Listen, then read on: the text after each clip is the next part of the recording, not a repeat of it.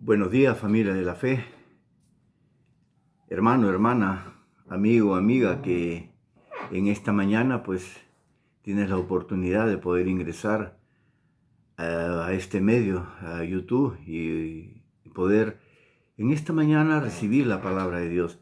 Palabra que nos ayuda cada día a poder entender y comprender el propósito por medio del cual Dios nos ha creado.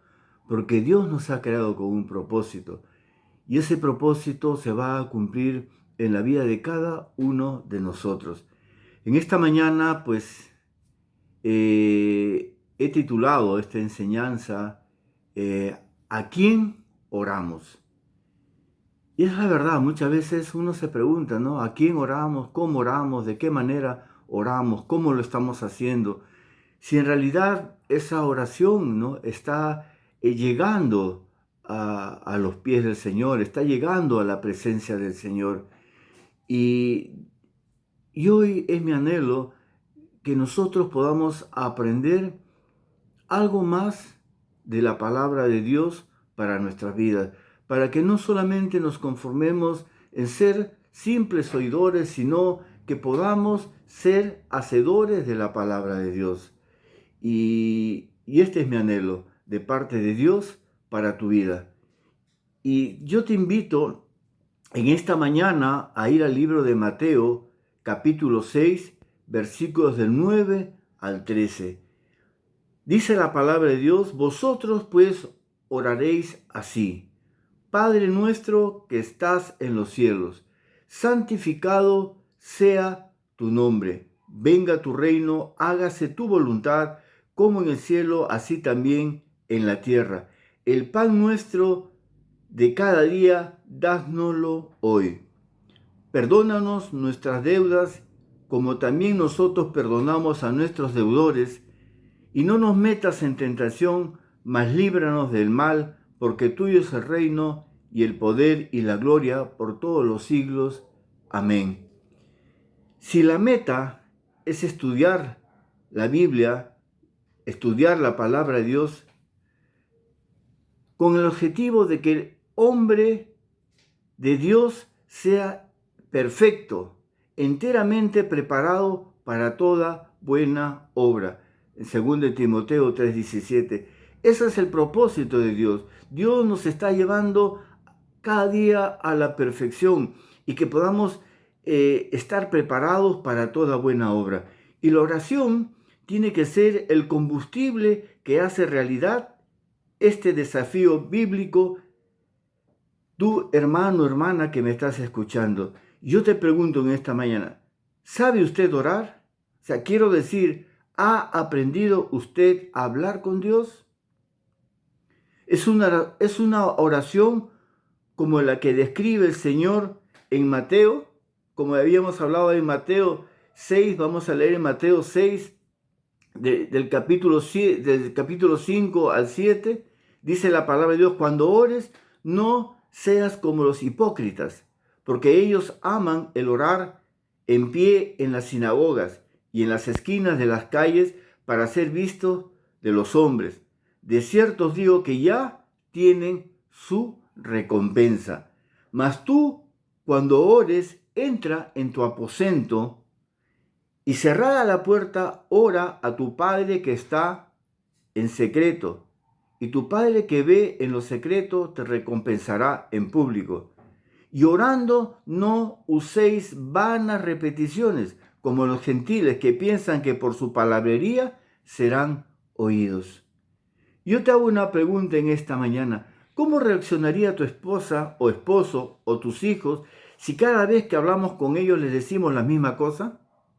O sea, ¿cuál sería la reacción de ellos si cada día que vamos a conversar con ellos les repetimos siempre lo mismo? Sin menoscabo, ¿no?, de lo que hacemos, tenemos que reconocer que algunas veces nuestras oraciones no se diferencian mucho de los rezos que hacen otras religiones. Y yo te pongo un reto en esta mañana, hermano, amigo, amiga de la fe, familia de la fe. Evalúa tu forma de orar y nos daremos cuenta que es la misma oración que hemos hecho durante toda nuestra vida casi como creyentes. Si tú te pones a evaluar, a meditar en la oración que hemos hecho o que estamos haciendo, es casi la misma oración que hemos hecho durante toda nuestra vida. ¿Qué es lo que ha pasado entonces? O sea, ¿qué está sucediendo entonces? Que nuestro hábito de oración pudiera ser tan pobre que no hay palabras nuevas y deseos nuevos para hablar con nuestro Dios personal, que anhela tener comunión con cada uno de nosotros. ¿Y sabía usted que la oración del llamado Padre Nuestro, del cual comenzaremos a hablar hoy, vino como resultado de una petición que hicieran los discípulos a Jesús cuando uno de ellos dijo: Señor, enséñanos a orar como también Juan enseñó a sus discípulos? Está en Lucas 11:1. Estaban pidiendo al Señor Jesús que les enseñara a orar, como Juan lo hizo, ¿no? Como Juan le enseñó a sus discípulos. Y cuando leo esto, me surge una pregunta lógica. Si los discípulos le pidieron al Señor que les enseñara a orar, oyendo cómo oraba su maestro, ¿cuánto más debemos nosotros pedirle esto a nuestro Señor? Pues como alguien lo dijo, los discípulos no le pidieron al Señor que les enseñase a predicar, sino a orar. Pues haciendo esto, harían lo demás. O sea, su preocupación de los discípulos, o sea, no le estaban pidiendo: Señor, enséñame a predicar, sino: Señor, enséñame a orar. Y la consecuencia de aprender a orar, la consecuencia de poder entrar en comunión con Dios, nos va a llevar al resto, a poder predicar la palabra de Dios. Y de la petición de los discípulos surgió el Padre Nuestro, la oración jamás dicha antes ni después. Y cualquiera pues que se arriesgue a usar esta oración modelo para algún fin particular, sin tomar en cuenta el sagrado y único propósito de Jesús de enseñarnos a honrar el nombre de Dios, es una blasfemia. El único nombre a quien oramos se llama Padre Nuestro. Padre Nuestro. Y un estudio profundo de este pasaje nos ayudará a orar y amar más a nuestro Señor. ¿A quién oramos? Es la pregunta que responderemos hoy en las primeras 7 palabras. Padre Nuestro. Dios como Padre. Nuestro Dios es eterno y trascendente, pero ha sido conocido como Dios Padre. De esta manera tenemos que antes que se nos revelara como Hijo, ya lo era como Padre. Él es el Padre de nuestro Señor Jesucristo. Esta es la verdad eterna y la base de nuestra doctrina. Ninguna declaración es tan poderosa en nuestra oración que aquella cuando decimos Padre Nuestro. Pero esta es una verdad que debemos analizarla sin prisa. ¿Y por qué decimos esto? Tomemos en cuenta lo siguiente: cuando Dios creó al hombre a su imagen y semejanza, cuando habla en Génesis 1:26, se convirtió en el Padre de toda la raza humana, la primera revelación que tenemos de la Trinidad. Pero cuando el hombre cayó en pecado, el hombre recibió un nuevo Padre, que está en Juan 8:44. Dice la palabra de Dios: vosotros sois de vuestro padre el diablo, y los deseos de vuestro padre queréis hacer. Él ha sido homicida desde el principio y no ha permanecido en la verdad, porque no hay verdad en él. Cuando habla mentira, de lo suyo habla, porque es mentiroso y padre de mentira. Y esto significa que no todos somos ahora hijos de Dios, sino creación de Dios. O sea, no todos somos hijos de Dios, somos creación de Dios. Así que la única manera de poder experimentar la paternidad de Dios es a través del nuevo nacimiento, ¿no? Porque lo dice en Juan capítulo 3, versículo 3, Dice, respondió Jesús y le dijo, de cierto te digo, que el que no naciere de nuevo no puede ver el reino de Dios. Y en el versículo 7 de Juan 3 dice, no te maravilles de lo que te dije, os es necesario nacer de nuevo. Por eso dice la palabra de Dios, de modo que si alguno está en Cristo, nueva criatura es. De esto se desprende que si no nacemos del Espíritu y somos salvos por su gracia, no tenemos el derecho de llamar a Dios como Padre. Y esto es lo tenemos que tener claro en nuestras vidas. Y en 1 Juan, capítulo 3, versículos 1 y 2, dice la palabra de Dios, mirad cuál amor nos ha dado el Padre para que seamos llamados hijos de Dios. Por esto el mundo no nos conoce, porque no le conoció a Él. Amados, ahora somos hijos de Dios y aún no se ha manifestado lo que hemos de ser, pero sabemos que cuando Él se manifieste seremos semejantes a Él, porque le veremos tal como es Él. Aleluya, Padre. Solo un hijo llama legítimamente a su Padre y Cristo lo llamó Padre. Para Israel el nombre de Yahweh era absolutamente sagrado, de modo que usaban Adonai, que significa Señor. Fue por eso que cuando estaban en gran necesidad oraban Jehová Jireh. Amén. Como dice en Génesis 22:14, y llamó a Abraham el nombre de aquel lugar, Jehová proveerá. Por tanto se dice hoy, el monte de Jehová será provisto, que significa el Señor proveerá. Pero el Señor también tenía otros nombres y estaban ansiosos. Cuando estaban ansiosos, ellos llamaban a Jehová Shalom, que significa el Señor es nuestra paz.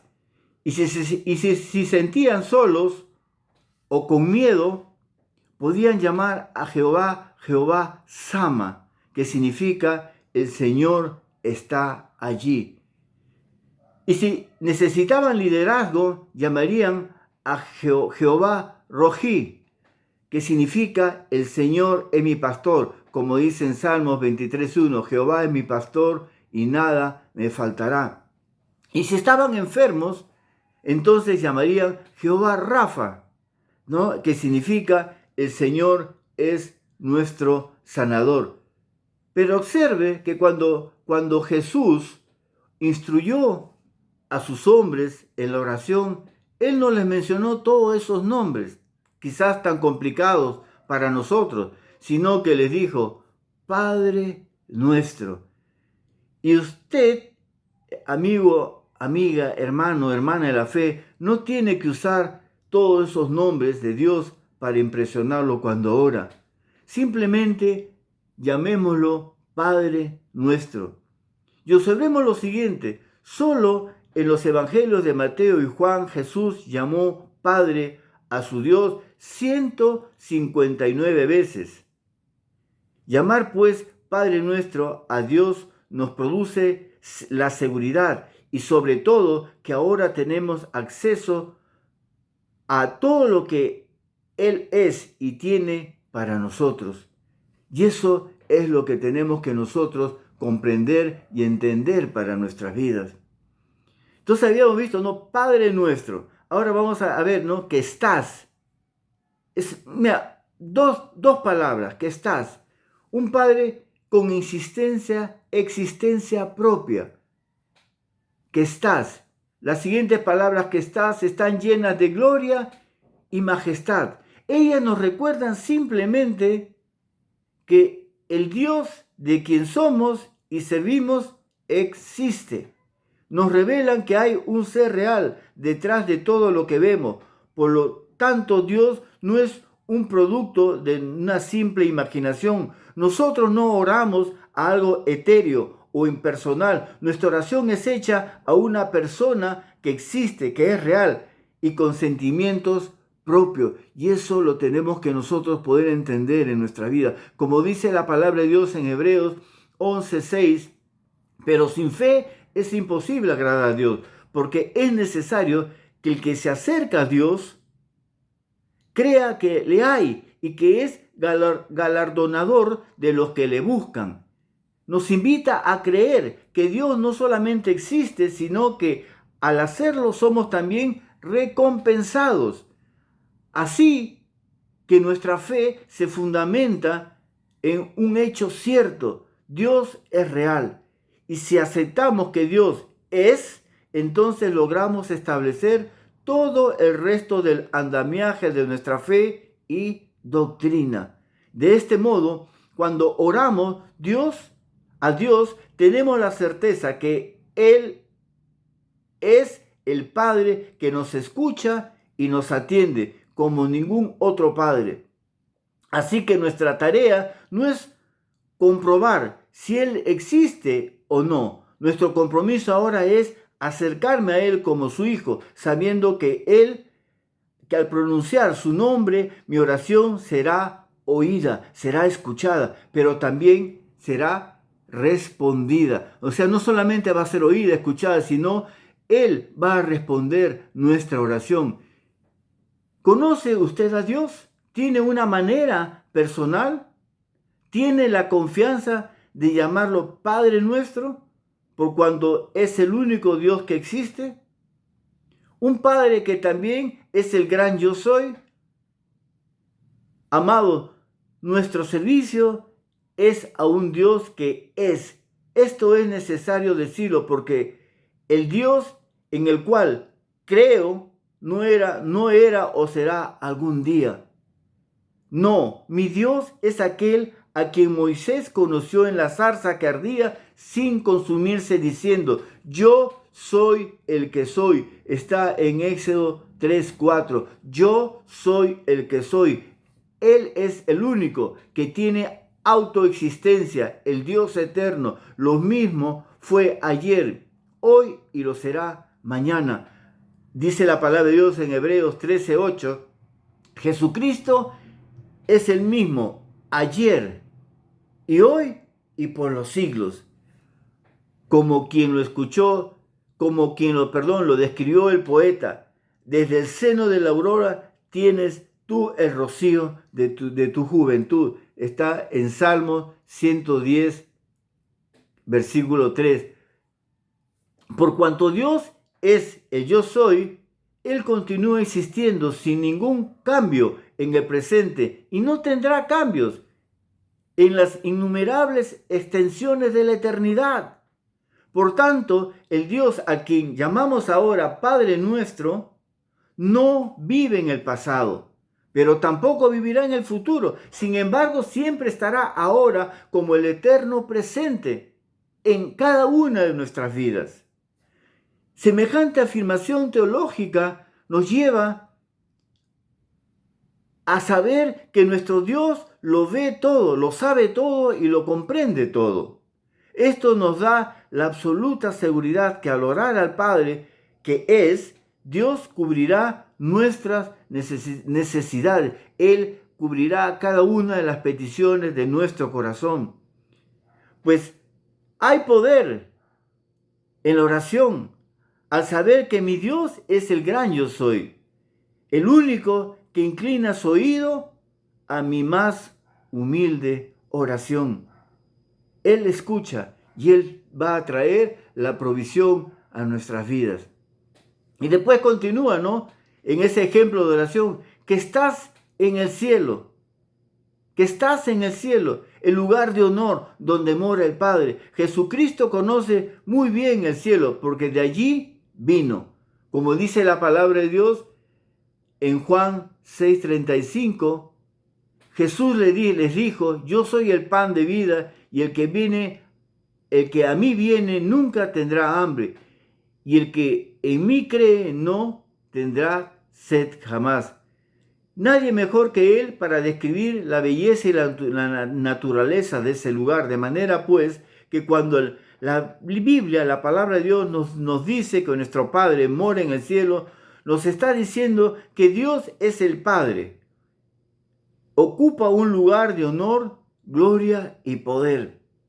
Y notemos, ¿no?, que Jesús se aseguró que nuestra oración dirigida al Padre pudiera tener esta ubicación. Es el cielo el lugar donde vive el Padre. Es de allí donde se tributa la más excelsa alabanza que todos los seres angelicales le rinden al Padre que mora en ese lugar, en el cielo. Es allí donde se han tomado las decisiones que dieron origen a todo lo que existe en la creación, lo que vemos y aún lo que no vemos. Allí se determinó el plan de redención para el hombre. Entonces, por cuanto Él está en el cielo, Él está por encima de todos los males que está en el mundo, los males que el mundo enfrenta. Él está por encima de todos esos males que hoy enfrentamos cada día en nuestras vidas. Él está por encima de todo eso. Entonces tenemos que tener claro en nuestras vidas, tenemos que tener claro que el Padre Celestial está en condiciones de dar respuesta a nuestras peticiones. Si Él mora en el cielo, con esa posición de gloria, es deber de los que moramos debajo, honrarlo y adorar su persona. Él mora en el cielo y los que estamos por debajo, acá en la tierra, pues debemos honrarlo y adorarlo. ¿Y cómo acercarnos al Padre? Es una pregunta que de repente nos podemos hacer, o sea, ¿cómo yo me puedo acercar a Él? Debemos entrar en su presencia en completa humildad. La naturaleza del Dios Padre demanda esta condición. Él es santo, 3 veces santo, mientras que nosotros somos viles y pecadores. La única manera de entrar en su presencia es por medio de la sangre de Cristo. Y en 1 Juan capítulo 1, versículo 7, dice la palabra de Dios: pero si andamos en luz, como Él está en luz, tenemos comunión unos con otros. Y la sangre de Jesucristo, su Hijo, nos limpia de todo pecado. Por tanto, es a través del nombre de Jesús que tenemos acceso al Padre. Y esto nos dice que no oramos a Jesucristo, sino que lo hacemos al Padre a través del nombre que es sobre todo nombre. Como dice en 1 Timoteo 2:5, porque hay un solo Dios y un solo mediador entre Dios y los hombres, Jesucristo hombre. Y cuando oramos al Padre nuestro, lo hacemos con confianza, no dudamos nada. El mismo Señor nos anima a entrar de esta manera, creyendo que lo recibiremos. Como dice la palabra de Dios en Mateo 21:22, y todo lo que pidiereis en oración creyendo, lo recibiréis. Y todo lo que creyereis en oración creyendo, lo recibiréis. Pero sobre todo debemos acercarnos al Padre en adoración. La oración que hacemos al Padre nuestro no puede estar desprovista de adoración. Con marcada frecuencia, nuestras oraciones no expresan los más profundos sentimientos que sentimos por nuestro Dios y Salvador. Los salmos nos revelan que el salmista era un hombre de mucha oración y que la adoración, la alabanza están en primer orden en cada salterio. Y eso nosotros lo tenemos que tener claro en nuestras vidas. Tenemos que entender y comprender el propósito de Dios en nuestras vidas. Padre nuestro se estaba asegurando que ellos evitaran la oración del egoísta, como la oración del fariseo que primero le agradeció a Dios porque era una mejor persona que el publicano, y el resto de la oración siguió afirmando lo mismo. En esta declaración Jesús se aseguró que nuestras primeras palabras las podamos dirigir al Padre, que es la forma correcta de orar, para que a su vez incluyéramos al prójimo. Como Jesús dijo: Padre mío, para que la oración se haga pensando más en mí que en los demás. No, el propósito del Señor es que recordemos que cuando oramos tenemos la responsabilidad de hacerlo como parte de una familia, no pensar en mí, sino tenemos que aprender a pensar en los demás. Como dice la palabra de Dios, sobrellevar los unos las cargas de los otros y cumplir así la ley de Cristo. Entonces tenemos que tener claros, hermanos, Jesús, el Hijo de Dios, fue un hombre de oración. Él comenzó su vida orando, se mantuvo en su ministerio orando, y un día antes de morir en la cruz tuvo su más grande agonía y su más grande batalla en oración. Así no fue sorpresa para sus discípulos encontrarlo orando. Ellos vieron la vida de oración de su maestro. Por eso la petición más grande que le hicieron, ¿no? Aconteció que aconteció, como dice Lucas 11:1, aconteció que estaba Jesús orando en un lugar. Cuando terminó, uno de sus discípulos le dijo: Señor, enséñanos a orar, como también Juan enseñó a sus discípulos. Entonces, amigo, amiga, hermano de la fe, y en esta mañana, hoy, yo te quiero invitar a que, pues, ¿cómo estás orando? ¿De qué manera te estás acercando a la presencia de Dios? Tenemos que tener claro eso en nuestras vidas. Que el Señor te bendiga en este día. Familia de la fe, amigo de la fe, hermano, hermana, que Dios te bendiga. Amén.